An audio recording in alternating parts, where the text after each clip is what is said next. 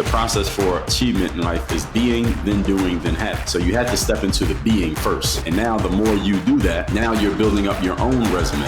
Today's guest is Dre Baldwin, former professional basketball player turned entrepreneur and mindset coach who helps people become more disciplined, consistent, and mentally strong to succeed personally and professionally.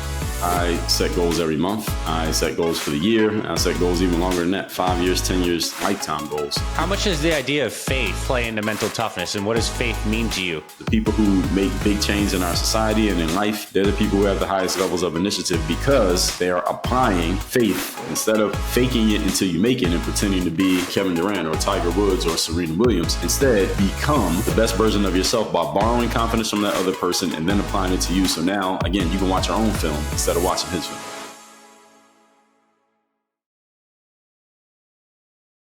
Mr. Dre Baldwin, welcome to the podcast, my friend. We're so happy to have you here. Anthony, thank you for having me on. I'm excited for this conversation. So what I think is really interesting about your background is you're a guy who's performed at a high level in a number of domains. First, as an athlete and overcoming a lot of challenges and honestly like a tough start getting into your career to going and playing professional basketball overseas. But what's fascinating is you're able to translate your ability to be consistent, high performing in athletics into a professional capacity to succeed, to really just create consistent results, to build a brand, and now to help so many people, especially people over 40, now reach their prime, reach a higher level of effectiveness. And so in our conversation today, I want to break down your framework that you call work on your game, which is 4 principles that you've developed, as you know, to really just crush it in life. And before we get there, though, I think it'd be nice for us to hear a little bit about your backstory of how you got to developing this framework, what shaped you as a man, where you're at in your life right now, and then we'll get into the mental habits and disciplines that you've developed that have led to so much success.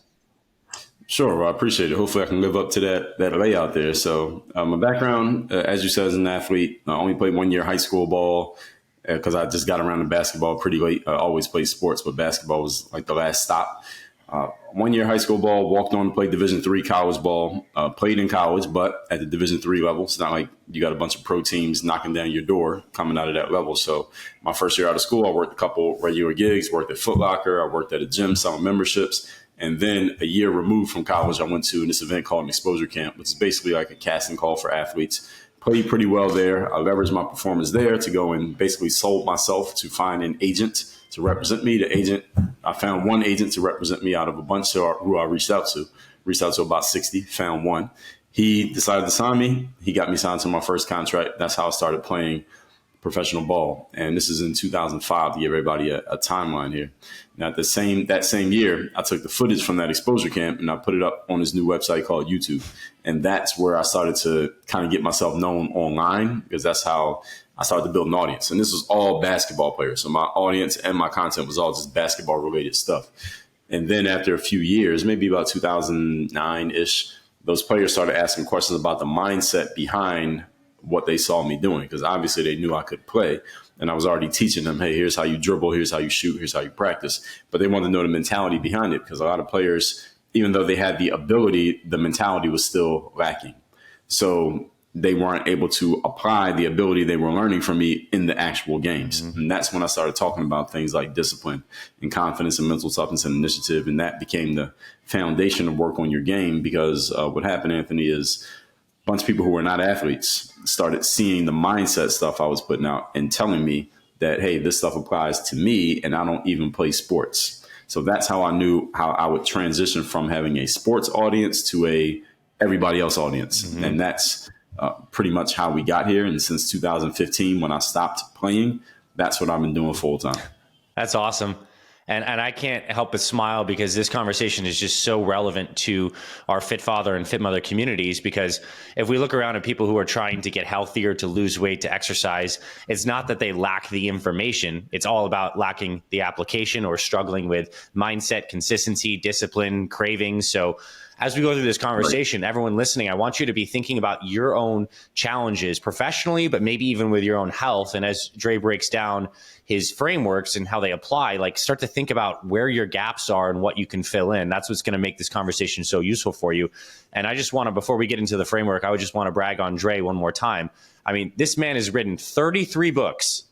He's done 4 TED Talks. He's published over 20,000 pieces of content. That's videos, articles. So it's like you're producing at a level that is extraordinary, like top 1% of 1% in terms of production. So you obviously have some things figured out that most people don't. So let's get into it. Like, how do you teach the framework? What do you break down in terms of work on your game framework? Let's get into that immediately.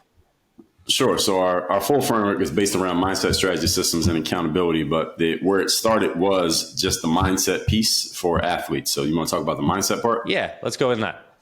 Okay, so the mindset is based around the 4 things that I referenced quickly earlier, which is discipline of showing up every day to do the work, confidence to put yourself out there boldly and authentically, the mental toughness to continue showing up, doing the work, putting yourself out there, even when the success you've expected to achieve has yet to occur, and the personal initiative to go in, make things happen instead of waiting for things to happen. Okay, let's break down the first one then. So the first one was the discipline to do the work. Like, speak into that. Like, what does that mean? How does that actually practically apply?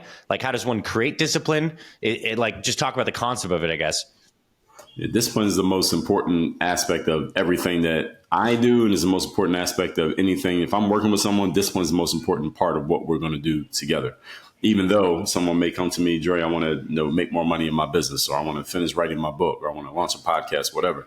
Discipline is going to be the foundational asset that allows that stuff to happen and makes it work. So when it comes to discipline, it's, as I said, showing up every day to do the work. And the framework that we use to kind of teach that and instill it is called the 3rd day.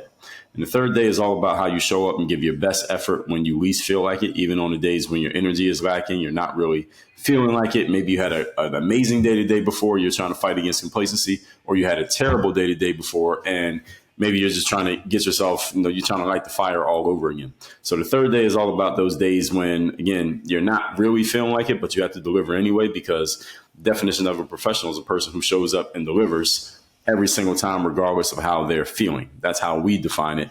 And that extends on the dictionary definition of professional, Anthony, which is someone who does something as their main paid occupation.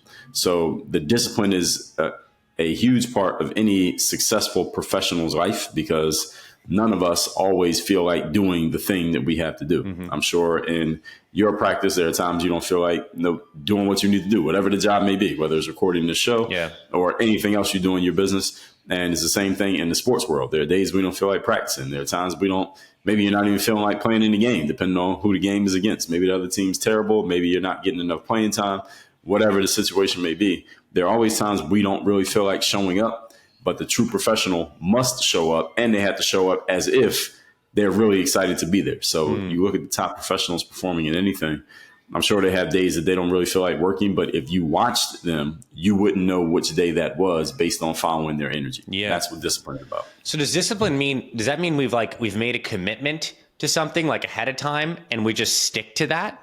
And then I guess what's the aspect of like, what do we actually commit to? Like discipline seems like, so give an example of someone who's exercising, working out and like trying to get healthier or build some muscle. Like we commit to something like working out 3-4 times a week or following a particular kind of diet. Like how does discipline, like, how does that show up? Is it like you never miss anything? Like never skip a workout? And that might be the framework. I'm curious. Or like, how does it meet the road? Because I think it's one thing you could just say I'm a disciplined person, but how does it actually work with the schedule? And is it possible to like overcommit to things or just like, what's the practicality of it and apply it to, I guess, a weight loss example? That'd be helpful for us. Okay. So when it comes to a weight loss example, first of all, discipline comes from structure. So it's not necessarily about never missing a workout. It's about structuring your life or your day or your work around the outcome that you're looking to achieve. So does it mean that you have to work out 7 days a week? Absolutely not. Maybe your structure is only 5 days a week. Maybe your structure is 3 times a week, whatever it may be. And it doesn't mean that maybe once in a while, maybe because of extenuating circumstances, maybe you'll miss a workout. Maybe you were traveling, maybe you're on vacation, maybe you got injured, maybe you're sick.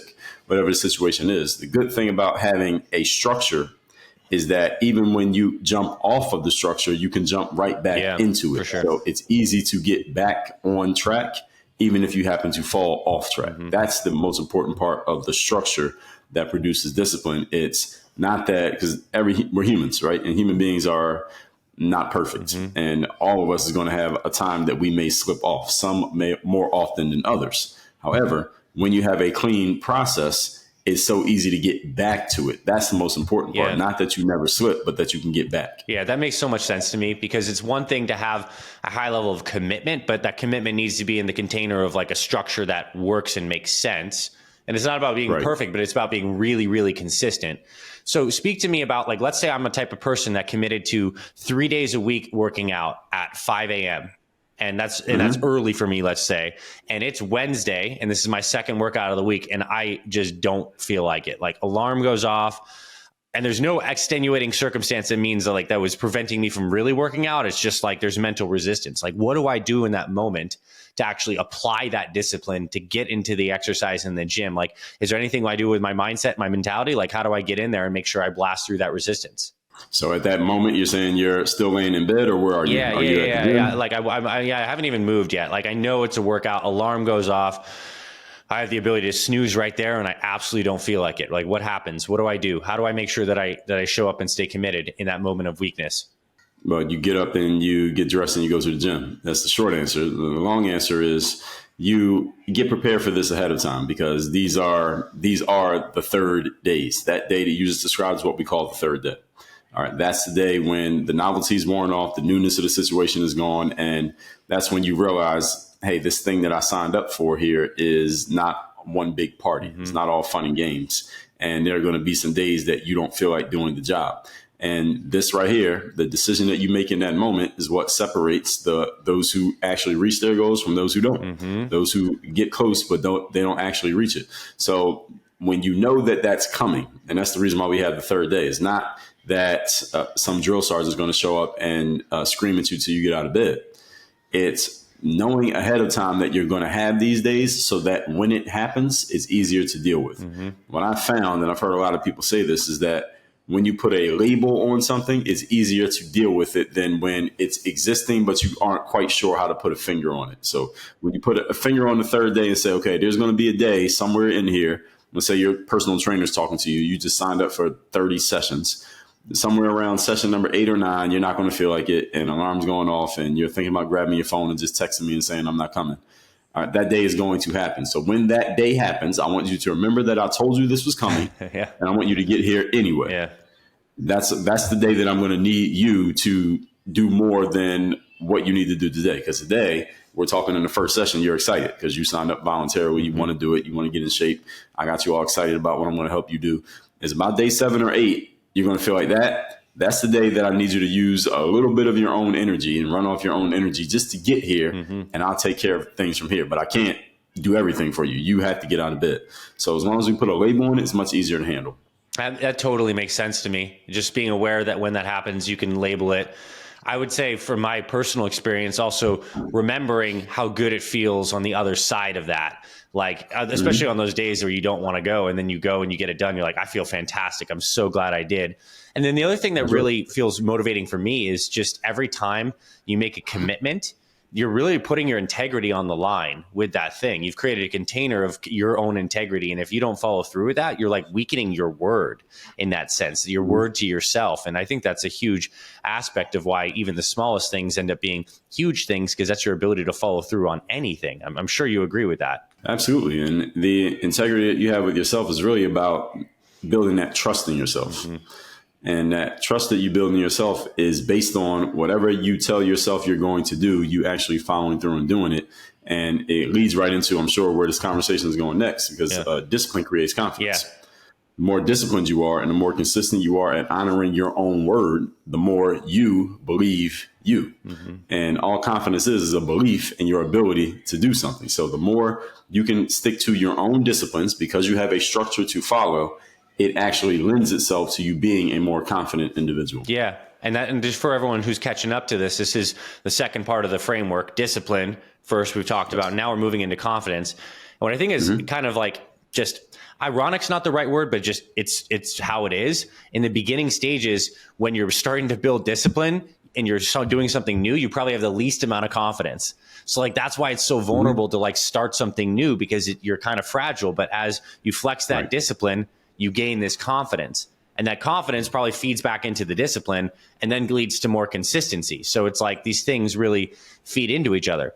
Now, is there anything someone can do to just like straight up bolster their confidence outside of like providing a track record of like, I've showed up? Like, is there anything they can look into their past and be like, I've done stuff before, or like any other kind of mental inventory or mindset stuff that can help someone build up their confidence? Yeah, absolutely. Because even when, let's take an example like sports. So in a sport like basketball or boxing or tennis or anything, you can practice a lot. That's discipline. Showing up with your trainer or your team and you're doing all the practice, so you're getting ready for the game. But when you get to the game, all the stuff that you practice is not going to happen exactly the same way in the game. So you have a ton of experience practicing, and of course you have the skills and the abilities, but there's a whole different thing when you have to do that in the game against a live opponent in front of a crowd of people. You don't have much experience doing that because you haven't done that part yet. So where do you get your confidence from for the actual performance? And this is an important question. A lot of athletes used to ask me this, like, Dre, I do all your drills by myself all the time, but then I get in the game and I don't do the same stuff. How do we fix that? So the answer is we call this borrowing your confidence. Mm-hmm. And borrowing your confidence is not faking it till you make it. I actually don't even believe in that concept. I'll explain that in a second. Borrowing your confidence will be like, you a sports fan, Anthony? Yeah. What's your sport? Who's your favorite athlete? I like basketball. I've watched the Phoenix Suns a little bit. Okay, so let's take Kevin Durant. Yep. So let's say some basketball player tells me that their favorite player is Kevin Durant, but they get in the game and even though they practice a lot, they aren't able to do their stuff. So I would say, all right, your favorite player is Kevin Durant? And they say, yeah. I'll say, okay. If Kevin Durant was going to play in the game that you have tomorrow, how would he walk into the arena? All right, how would he walk onto the court? Mm-hmm. How would he warm up? What kind of energy would he have? How would he feel about himself? What would he be thinking when he looks across the court and he sees the opponent and the other team? What kind of aura and what kind of posture, mental posture, physical as well, would he bring to the game? Now, I would tell that player, since that's your favorite player, I want you to envision that in him because you probably watched him a lot since you like him. And I want you to embody that energy, still be you, but you're going to embody his energy. Mm-hmm. All right. That's a form of borrowing your confidence. Yeah. Because I'm not going to tell them to pretend to be Kevin Durant. That's impossible. You can't do that. And the problem with pretending or faking it till you make it is that faking it has to end. Yeah. Because you tell your subconscious mind you're faking. That means at some point you have to stop faking. Yeah. But instead, if you borrow your confidence, you're just borrowing energy from another person. You're using what we call mirror neurons. You look at what another person is doing and you can do a little bit of it, a facsimile of it, because you saw what they did. It's like you watch somebody climb a ladder, you can climb a ladder, even though you never climbed a ladder before. So you borrow the energy from that person, apply it to you. And now the more you do that, now you're building up your own resume, your own stash of belief in you doing the thing. So again, you just borrowed it from Kevin Durant. You do it a few times. Okay, now you don't need him anymore. Thank you, Kevin. Now you can borrow from yourself. And that's how you start to build it up, because the process for achievement in life is the being, then doing, then having.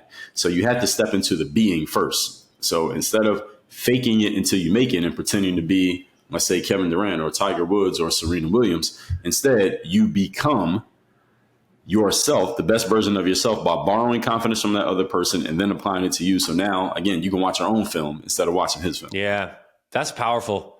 I think so many people miss that, particularly in this health and fitness space, because I think people think it has to be this like solo, isolated journey. And in athletics, I think it's very common to look ahead and have a favorite athlete that you emulate. You pick up their style, their moves, and all these things. But when it comes to a fitness journey, so few people are doing this next step of finding someone to embody, like a mentor, someone that's come ahead of them. And I'm just reflecting on our Fit Father and Fit Mother communities. I think the reason so many people have been massively successful with the plan that has some of the same elements that you'd get from like a local personal trainer is the fact that they can model and see people in our community who have been a couple years ahead of them and can listen to a podcast episode, can see them post and can maybe embody some of that energy. But this is certainly an area that we can all do a lot more in. And as you're sharing, like, I know for me as a CEO, entrepreneur, like there's a next level of embodiment that I can bring into my being. So confidence and embodiment is something I'm taking from this big time. So we have discipline into confidence, mental toughness. Mm-hmm. Like, what does that mean? And how is mental toughness, like, how is it different than discipline? And like, how do we define it? And how does it show up in this process? Mental toughness is like the security guard of your discipline and your confidence. Nice. That's how I define mental toughness. So it's how I lay it out is your willingness to continue to be disciplined and continue to be confident, even when being disciplined and confident and doing all the quote unquote right things have not yet produced the desired outcome. That's what mental toughness is about. And the reason it matters so much, Anthony, is because no matter how smart you are, how hardworking, or how clean your plans are, at least you think they are, something is not going to go right. Something's going to break. Something's going to go left when you expect it to go right. Someone's going to disappoint you. Someone's not going to show up. It's just something that's just not going to go perfectly. Why? Because we're human beings and none of us is perfect. So mental toughness is about how we handle it when things don't go according to plan. Not if, but when. And mental toughness, if I have all these things that we talked about here, confidence is the one people most go looking for. Discipline is the one that is most important, but mental toughness is the thing that protects everything. It protects everything that we're talking about. Basically encompasses this whole thing because mental toughness is really just protects your entire human condition. It's like a lot of people sometimes try to draw this juxtaposition between mental health and mental toughness. And I say mental toughness is like the security system for your mental health. Mental health is just your overall human condition. Mental toughness is about how we handle the situations that get thrown at us in life and deal with whatever comes before us. And that refers to not only when we are in challenged situations and things are not working, but also when things are working. All right, you think about it in the sports world. A basketball team, they play 82 games a season, or at least they have 82 on the schedule. We don't know how many players are going to show up for, but 82 games on the schedule. And let's say you had 30 points each of the last 3 games. The fourth game, none of those points carry over. Yeah. All right. You still have to show up to the fourth game as if the previous 3 games did not happen.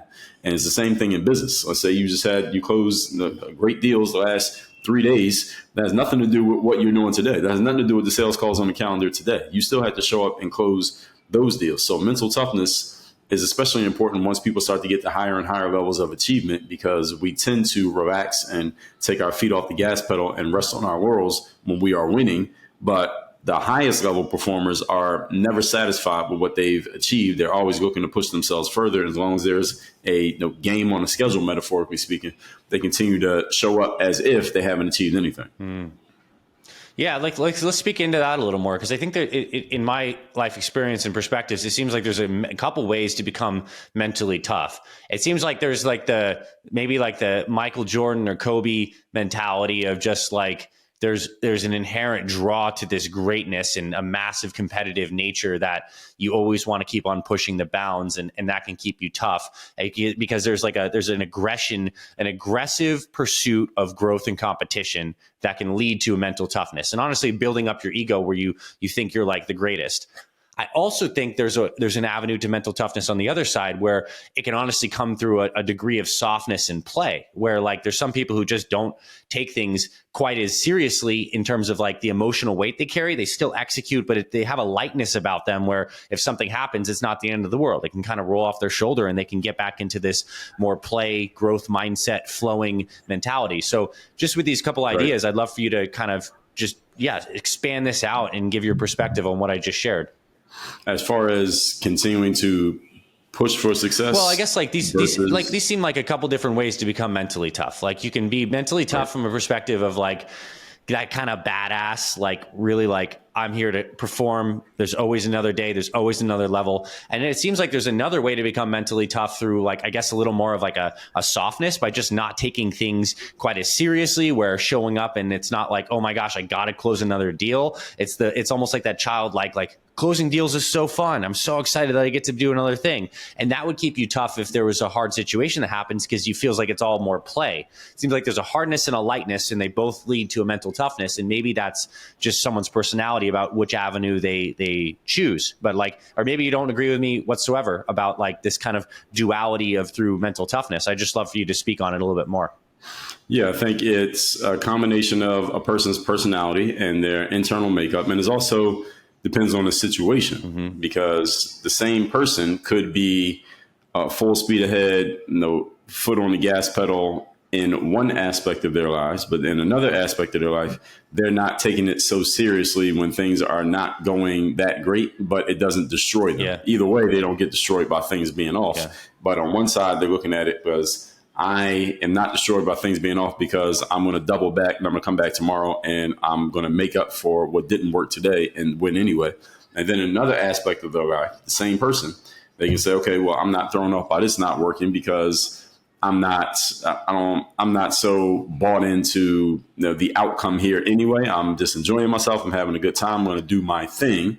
But if this doesn't go perfect, that's completely okay because I don't have all my chips in this. I don't have all my chips on the table when it comes to this aspect of life anyway. But either way, things not going the way they expected doesn't throw that person off. So this is, I think, at the core of it is what I just said, is that when things don't go the way that a person expects them to go, they have the mental tools to deal with it, and they can compartmentalize in whatever way they want, whether it's I'm going to work harder and beat this situation down, or I'm not that bought into this anyway, so this is not going to disturb me mentally just because I'm a basketball player, but I had a bad day in golf. It's not going to stop me from playing basketball as well as I can. It's not going to keep me from coming and playing golf again tomorrow. Mm-hmm. How much does the idea of faith play into mental toughness, and what does faith mean to you? Are those things connected in your mind? Yes, they are. So I talk about the concept of applied faith often, and applied faith actually connects to the fourth principle here, which is personal initiative, because applied faith is about going and taking action on an outcome that is as of yet unseen, has not been proven, doesn't not realistically, but physically, tangibly exist. But you can see it in your mind, and therefore you're willing to take action around it.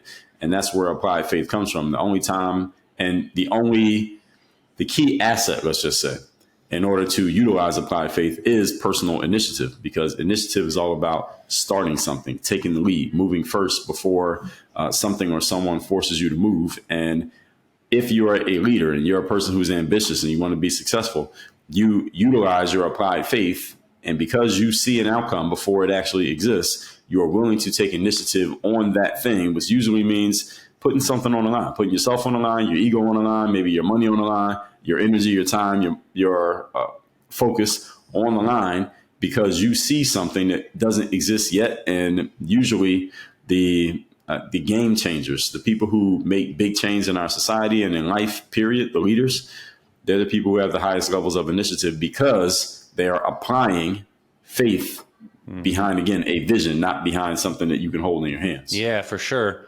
And what's powerful about that is it seems like inherently that means you're putting something on the table. You are risking something. You are investing something.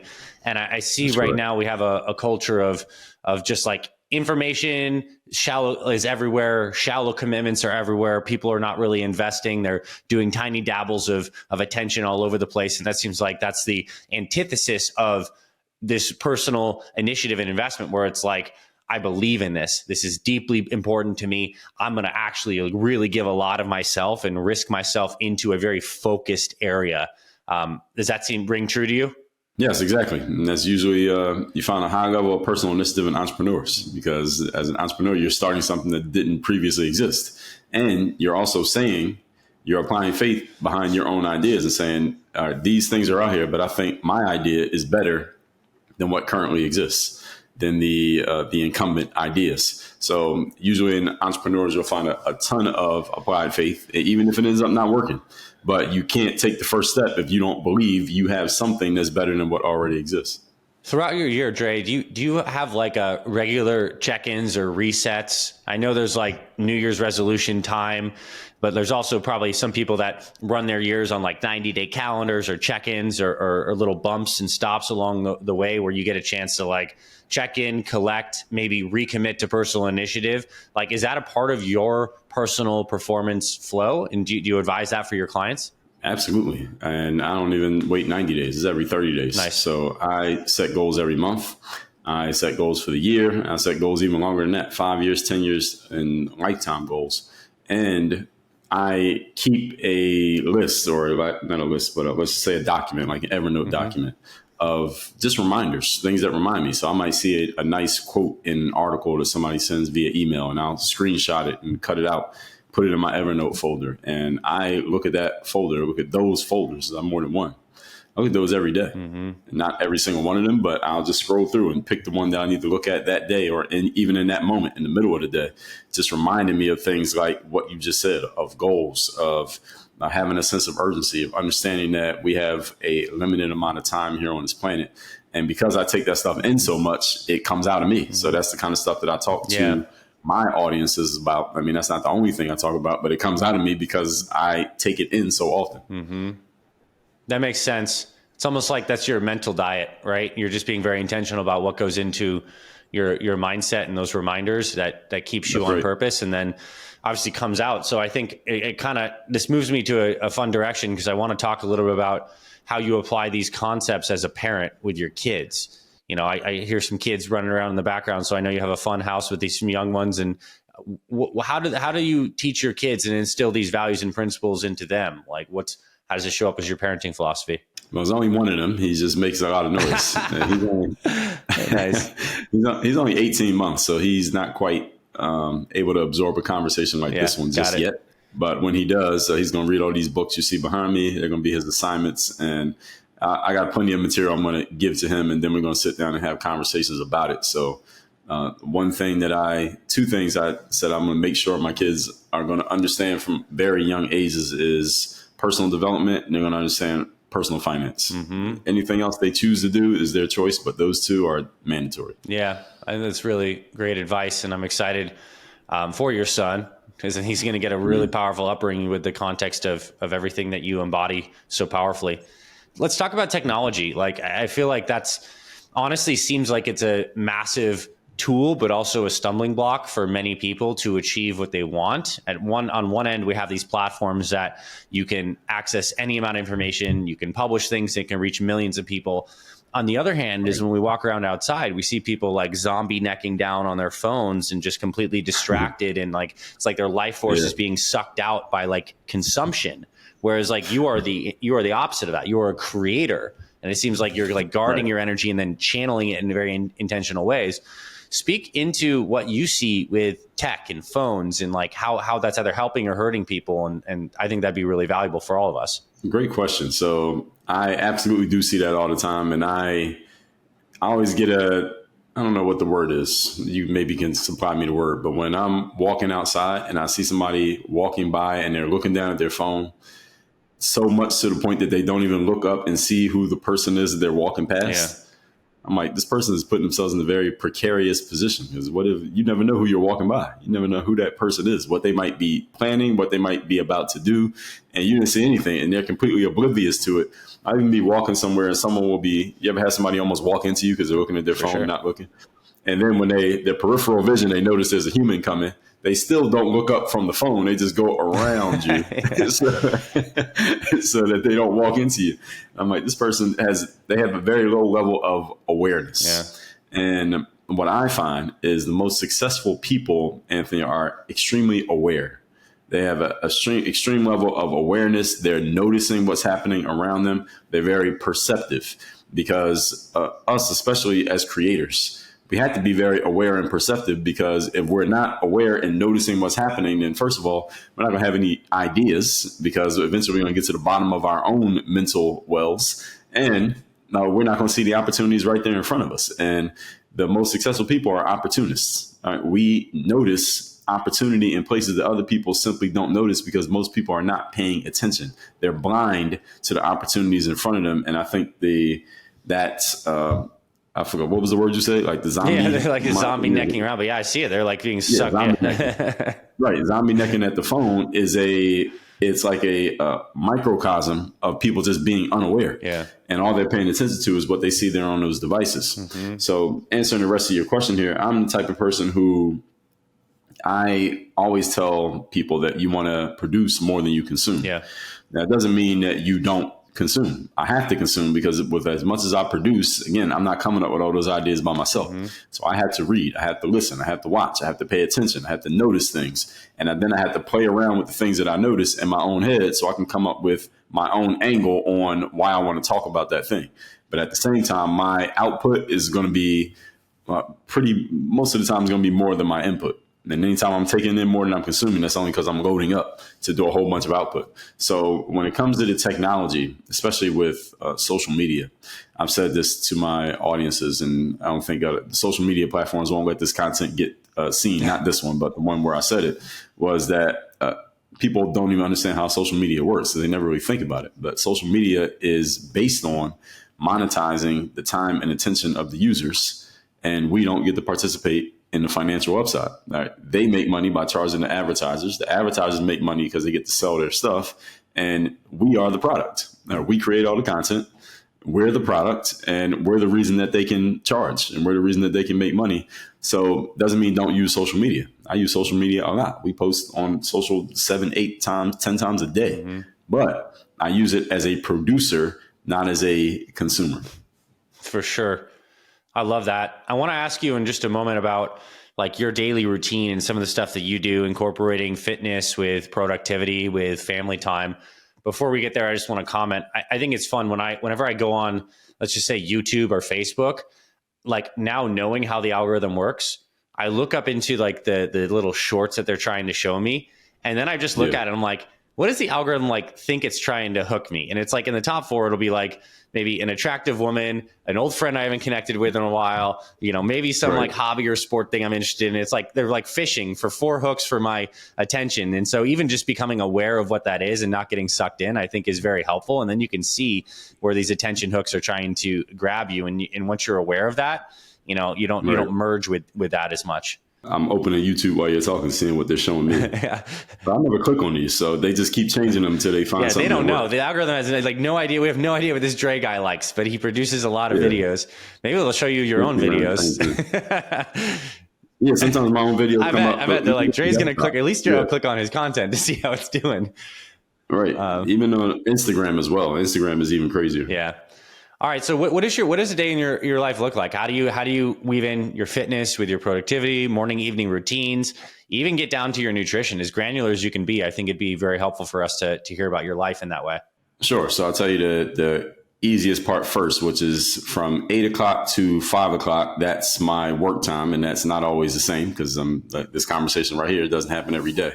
So between 8 and 5, that's when I'm doing any type of calls. That could be a sales call. It could be a coaching call. It can be any group call. It can be a conversation like what we're doing right now, client stuff, project stuff, writing a book, recording material, etc. There's all different things that happen between that 8 and 5 window. Before 8 o'clock, I wake up at about anywhere from 3:30 to 3:45 a.m. And that's when I spend that first 4 hours doing all the, I guess what we call self-care. So that'll be workout. These days is either a boxing gym half the time and running outside is the other half of the time. Then I'm getting in the jacuzzi when it's in my building. We've been having some issues with it, but when it's working, I'm getting in the jacuzzi for about 15 minutes, shower, shave, getting dressed, yoga is in the morning, yoga and meditation in the morning to start the day. I eat 2 pieces of fruit, usually bananas. Then I do the workout. So then after the workout, I'm foam rolling, stretching, jacuzzi, shower, shave, get dressed. And by the time I'm done doing all that stuff, it's usually in the 7 o'clock hour. And then by 8 o'clock, I'm working. So I'm working from 8 to about 5 usually. I want to be done by 5 most of the time. Then I'm taking my son out for a walk. That is usually about an hour and a half. And then giving him time to play outside and things like that. And then I'm home. I usually eat some type of snack in the evening. As far as meals, I eat lunch around 10 a.m. I eat dinner around 3 p.m. And then I'll eat a snack in the evening. That'll be after I take my son out. So that'll be around 6:30, 7 o'clock. And I aim to be in bed by 7:30, but usually I'm at least there by 8 p.m. And then is back the next day. And on days when I have long workouts, which is almost every day, I usually get some type of snack in between lunch and dinner. So like around this time right now, it's about 12:45 Eastern. I probably would eat something. So I'll go grab, sometimes it's a slice of pizza. Sometimes I go to a local nutrition store and get a little pre-made meal. There's a shop down the street that now makes burgers. I got a burger yesterday. So right now I'm actually thinking about what am I going to eat today? Not sure.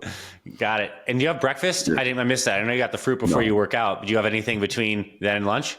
No breakfast. So I have the 2 pieces of fruit in the morning. and I have a protein shake. After shake. you work out. After the workout. Yeah. Right. Okay, cool. I mean, I like that. I think what stands out for me about your schedule is just a lot of people say, I don't have the time to X, Y, Z. And you just wake up early enough that you fit that in with phenomenal self-care. So by the time you get to like 8 a.m. work, you've already done so much for yourself. It's got to feel great. And you feel super primed and ready to rock, crush it. And then, you wind down, and you obviously aren't doing the same thing many people do, is wasting, 1 to 2 hours at night watching some mindless thing on the TV. And, that you're just shifting that time into the morning so you can kind of like be productive in self-care. Right. I don't even own the TV. I mean, I got the iPad and the computer and all that, but no TV. And the other thing is, especially as a father with kids, is you want to wake up early enough that you get some time that's not interrupted. So that time is, nobody's awake at that time. So by the time I get around 8 o'clock hour, that's when the humans start waking up. But I've already done a bunch of stuff for myself. Yeah, that's awesome. I absolutely love that. And so what do your workouts look like these days? So it's these days it's boxing gym three times a week. So we're recording this on a Friday. I went to the boxing gym today. I work with a boxing trainer because I'm no boxing expert. And then I'm running outside the other days of the week. And that's anywhere from, I've settled into about the 10K distance is my favorite, which is 6.25 miles, 6.25. So I run 10K races, maybe anywhere from 2 to 4 times a year. So I'll run that distance, roughly that distance, 6 to 7 miles ish, 3 times a week. Nice. Yeah. All right. What if you learned about, applying some of these principles to your primary relationships in your life, with your spouse, in particular, or with your close friends? Like, does this framework also work in relationship contexts? Is that something you think about?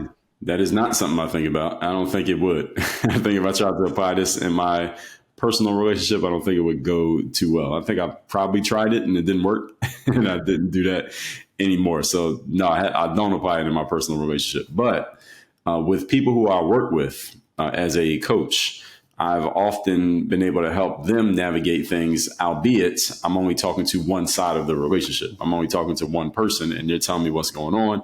And I can just give them because often in relationships with someone's, let's just say, complaining or griping about what's happening in a relationship, they're telling you their side of the situation. So from their side, I can look at it and say, okay, well, I don't know what your wife did. I don't know what your husband did. I can only go off of what you're telling me and what you did. So let me just hold you accountable for your side of this. Right. And if we fix that, that might fix the whole situation. Awesome. And I think this is a nice transition to you sharing for a few minutes what you help people with, like how your clients actually work with you, what outcomes you help people achieve. And then for the people who are still listening to this or watching this, like how they can connect with you, learn more about your work, and like honestly get plugged in and get your support. The interesting thing, Anthony, is that I started off just talking to athletes. My first 5 years online, all I was talking to was athletes.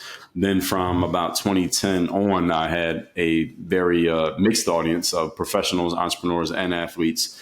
And then when I start to get into speaking and coaching, of course, you get more professionals coming around.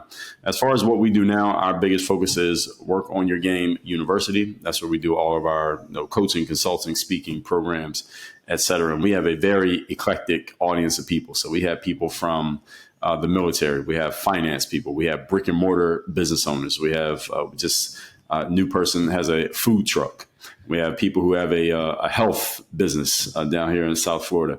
And the reason why my audience is so eclectic is because our frameworks are universal. They apply to anyone. So you don't need to be an athlete. You don't need to know anything about being an athlete. You don't have to have a similar background to me to work with me because, again, our frameworks are universal. And who we focus on are just people who want to be high-level performers. So people who are ambitious about growth, because nobody else is looking for a coach or a trainer if they're not ambitious about getting better. All right, because you could just be okay by yourself. So I can't say that we have a specific industry because there isn't a specific industry, but people who want to be top 2% performers is how we describe it, because to be a pro athlete, you have to be in the top 2%. And we're taking the tools that help athletes get there, and we're applying those same tools in business. I love it. So for those interested, that was Work on Your Game University. If you're watching this on YouTube, it will be linked in the description. If you're listening to the podcast, it will be linked in the show notes on the Fit Father or Fit Mother Project blog. And Dre, I just want to thank you for coming on. I found a lot of value in your framework. I love the mix of the simplicity of it, but also the depth in each of the pillars. And I have a lot of things that I'm personally going to take from this and work on. So thank you for your time today, brother. I appreciate you. Well, Anthony, I appreciate you sharing your platform, and I appreciate the opportunity. Thank you. Thanks for listening to this week's episode of the Fit Father Project podcast. If you love what you heard, please rate and review our podcast on Apple Podcasts. It really helps spread this show to more men who need this valuable info. To watch full video episodes of this podcast and other motivational videos to inspire your training and more, visit our Fit Father Project YouTube channel. It's free and everything's made for busy guys over 40 like you. Visit youtube.com/Fit Father Project to get access to our entire video library. And finally, if you or someone in your life is interested in becoming a fit father or needs help losing weight, building muscle, and living healthier after age 40, then visit fitfatherproject.com, where you can see our proven programs, supplement line for guys 40 plus, and free meal plan and workouts to get you started. This is Dr. Anthony Balduzzi signing off. I'll see you in the next episode.